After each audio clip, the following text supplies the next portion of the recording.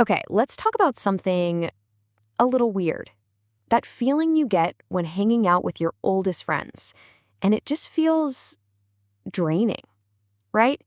You might immediately think you're a bad friend, but what if I told you it's not you, it's actually a sign you're evolving? I mean, really think about it. You make plans, you meet up with people you've literally known forever, you've got all this history, and then you go home. But instead of feeling great, you're just wiped, totally exhausted. It's such a common thing, but for some reason, we never really talk about it. And that's the real kicker, isn't it? It's not like you're angry or you had some big blow-up fight. Nope. It's this quiet, deep exhaustion. And believe it or not, that feeling is the key to figuring out what's actually happening here. So of course, when that exhaustion hits, where does your brain go? Straight to guilt, right? You start questioning everything. Am I a bad friend? Am I loyal? Have I turned into some kind of terrible person? I mean, that's the voice inside your head, isn't it? Is something wrong with me? Did I do something wrong? You start thinking you failed at friendship, that maybe you're the one who's changed for the worse. And man, that self-doubt is just, it's heavy. But here's the most important thing I want you to hear. That guilt, that exhaustion, it is not a sign that you failed. Not at all. It's actually a sign of change, of your own personal growth. And looking at it that way, well, that changes everything. It's so much more empowering. Okay, so let's get into the psychology of it. We're going to break down 3 key signs that what you're feeling isn't the death of a friendship, but the evolution of you. All right, sign number 1. It's called value drift. And it's this really subtle but super powerful thing that happens in our relationships over time. Basically, it's just what happens when your core values and priorities start to, well, drift apart from your friends. Think about it. What mattered to you at 18 is probably way different from what matters at 28 or 38, right? Maybe it used to be all about late nights, but now it's about career or family. When your values shift and theirs don't, a little gap starts to open up. Here's a perfect example of that drift in action.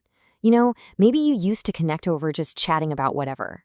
But now, what you really crave are those deep, meaningful conversations about growth. It doesn't mean the before was bad. It just means the now version of you needs something totally different. Okay, on to sign number 2. This one is all about the energy in the friendship. It's called emotional labor overload. You know this feeling.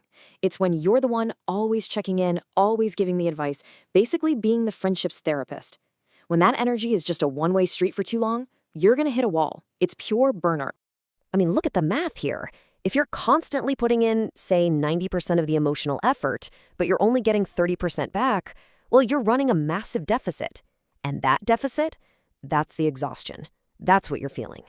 And that brings us to our 3rd and final sign. This one can be the trickiest to spot. It's called identity stagnation. So what is that? It's when an old friendship kind of freezes you in time. They still see you as the person you were, not the person you are. Maybe they still see you as the wild one or the shy one. And when you're with them, you feel like you have to play that part again, a part you've totally outgrown.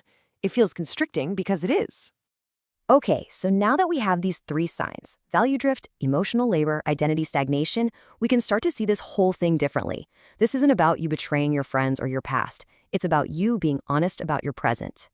So let's put it all together. What does this feeling really mean? What is all that exhaustion and guilt actually trying to tell you? This is it. This is the big takeaway. Feeling tired of your friends isn't a betrayal. It's evolution. It's a signal from your own brain that you have grown. Your values, your needs, your very sense of self, they've leveled up. And that is absolutely nothing to be ashamed of. So where do we go from here? Because this feeling isn't just about what's changing from your past. It's a huge signpost for your future and what you need right now. At the end of the day, that tired feeling, it's a signal from both your body and your mind. Your brain is literally telling you, hey, these connections aren't feeding me anymore. It's ready for something more. It's craving deeper connections that actually match the person you are today. And that leaves us with one final, really powerful question. This isn't about cutting people off. It's about recognizing your own growth and creating space. So, if your brain is craving a deeper connection, one that truly reflects who you've become, who are you going to connect with next?